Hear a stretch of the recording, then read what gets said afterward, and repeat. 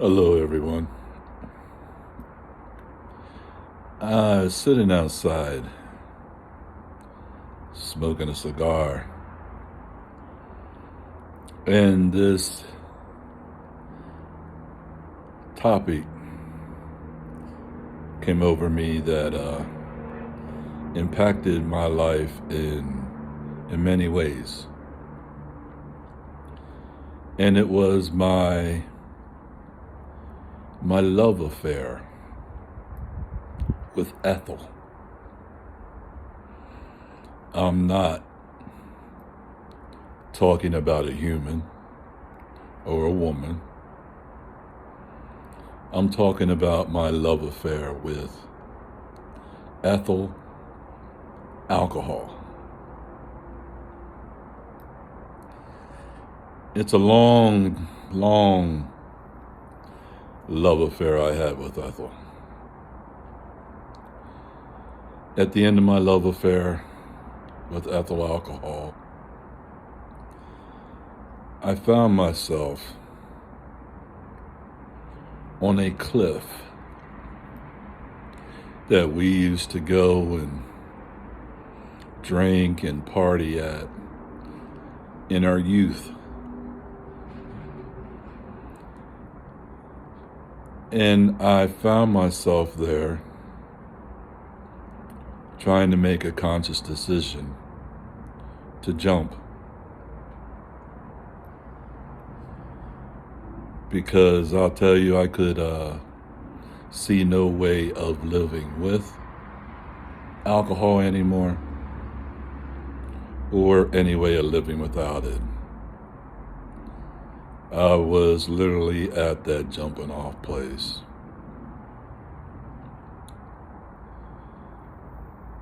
For some unknown reason beknown to me, the word detox popped into my head. Now, I had been arrested for a DUI about a year or two before this. And as a stipulation of my probation, I had to attend one AA meeting and some other courses. And that's where I've heard for the first time the word detox, rehab, AA, or the help that was out there for other people who were affected with alcohol the way I had been affected. So I didn't jump off the cliff. I don't remember driving to the hospital that had a detox center. I only remember walking in, telling them who I was, and saying that I had a problem with alcohol and I need help.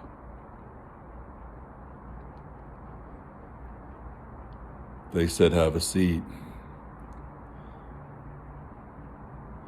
This young, wiry gentleman came down and he introduced himself, and I'll use his name. It was Kevin C. He has passed on. He has transitioned to the next phase of his journey since then. But Kevin came down and we talked for a couple minutes. I told him what was going on in my life. And he said, "Well, we have a bed upstairs for you if you want it." And I said, yes, I do. So I went upstairs and I was in detox for 3 days. Coming down off of the things that I had in my system wasn't easy.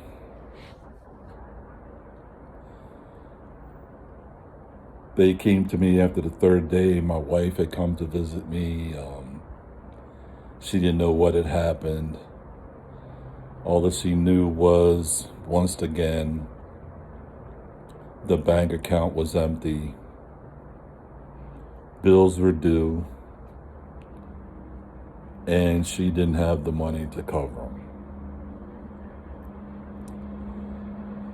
I told her that I'm going to go to this rehab and hopefully I'll get my life together. And she was in complete agreement. So the next day they transferred me to this rehab, which was a medical model rehab. The first night in the rehab, I got a phone call. And I knew this was strange because they told me the whole time that I was in there that I could have no communication with anybody. I couldn't call anybody from my past. No one could call me. So they said I had a phone call and I needed to go down to the office and see what it was about. So I went down to the office and it was my wife on the phone. And she told me that my brother had been killed in a trucking accident. And how sorry she was to have to tell me this. We talked for a couple minutes and I put the phone down. And it was about 8 o'clock in the evening. I went back to my room and I sat on the edge of my bed. And the emotions and everything came out. I cried like I hadn't cried in a very, very long period of time. And during the midst of all those tears, I got down on my knees and I said, God, please help me. I said, please help me. I don't want to feel this kind of pain anymore. I don't want to live this kind of life anymore. If you're there, if you hear my prayer, please help me. I got up off my knees. I laid down. And when I woke up, it was a day and a half later. No one came in to bother me, disturb me. I slept all that time. I got up, I showered. I came back into the room and I got dressed.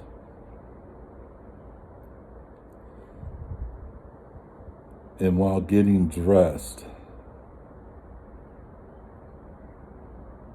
I felt this sense of, you're gonna be okay. You're gonna be okay. It was like a voice heard yet unheard. And I didn't understand that at the time. But I proceeded to stay there at the rehab. My employer at the time, my superintendent, who I didn't know was later to become a very instrumental part in my life and in me getting sober, came there to visit me. He visited me 2 times. And Bob told me not to worry about my job. He said it was going to be there when I got out. And just focus on doing what I needed to do while I was there. And so that's what I did. I learned a lot about alcoholism. I learned a lot about the physical addiction to alcoholism. I learned about, as an alcoholic, and when I didn't drink, how every fiber of my being, every atom and molecule cried out and needed to be satiated with alcohol. I learned that I was mentally obsessed with drinking. How was I going to get my next drink? What I had to do to get my next drink. The lengths that I would go to get another drink. And by learning all these things about the physical nature that alcohol had on my body as an alcoholic, they told me that the only way to keep this disease at bay was don't drink anymore.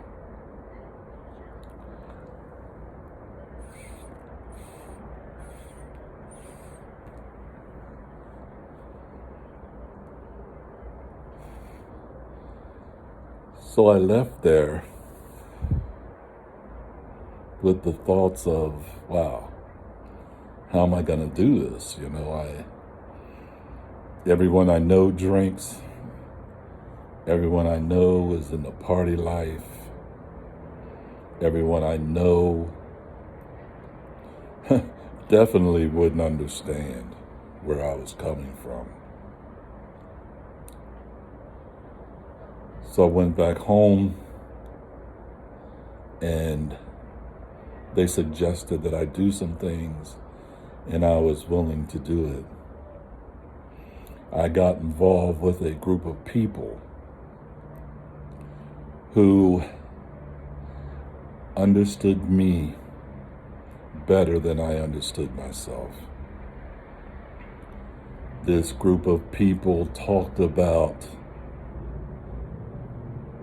the effects that alcohol had played in their lives and how they found a solution to their problem. One of the first things they told me was, I don't drink under any and all conditions. They suggested that I stay away from the people that I used to hang around with. They suggested that I don't go to the places I used to hang around with. And they suggested that I didn't do the things I used to do that were direct effect in how I continue to bring all the other things in my life that led me back to that drink. And I listened to them. I hadn't known at that time that, well, years later, there was about 6 or 7 of us that all stopped drinking in the year of 1987. And we were all standing there one day talking and everything, and I said to him, I think we found heaven in 1987. And everyone started laughing and saying that we were in agreement. I just wanted to share a little bit about where alcohol took me. But there is a whole lot of things that came about in my life long before that, that led me to picking up a drink. You know, there's a lot of causes and conditions which I experienced. A lot of things that happened. A lot of experiences in life that happened that I could not deal with. I was not emotionally, mentally, or spiritually ready to deal with. And so, for me, to not to have to deal with those things and take a real hard look at what had happened and everything in my life. At the age of 13, on my 13th birthday,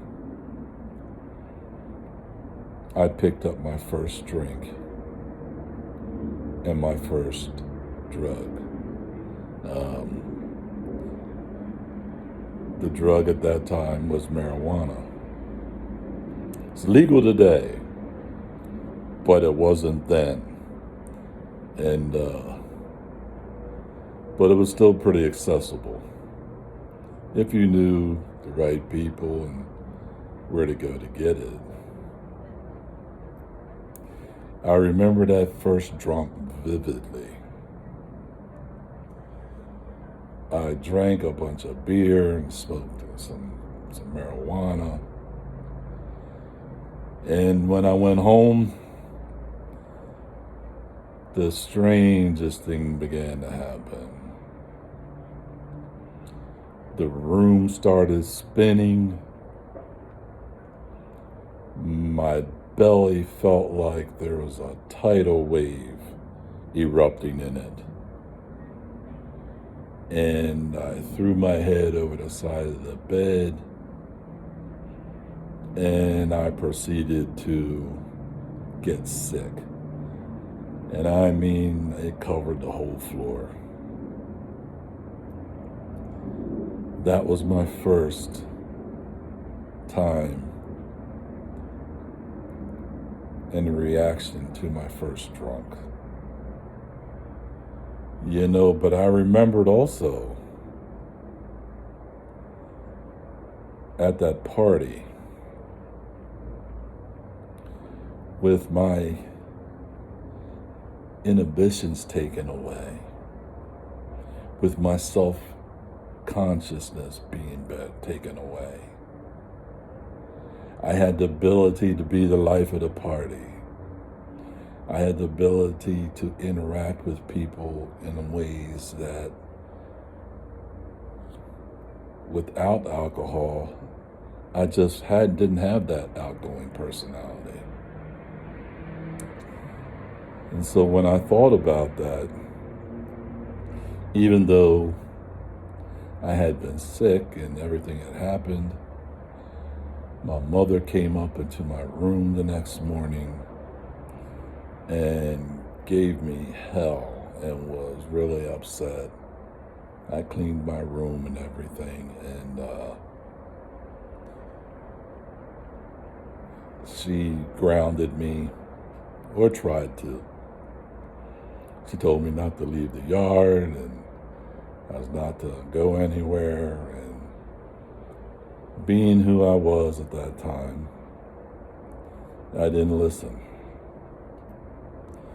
I snuck out the backyard, went down the alley, went downtown, found the group of people who were chipping in to get some beer, and I had some change, and I chipped in also. Hence started my love affair with ethyl alcohol. If this resonates with you, if you have experienced some of the things I talked about as a result of alcohol, I hope that you will come back and share with me, and I'll share with you, because there are so many things that I wasn't willing to talk about and be honest with myself about and be truthful with others about, that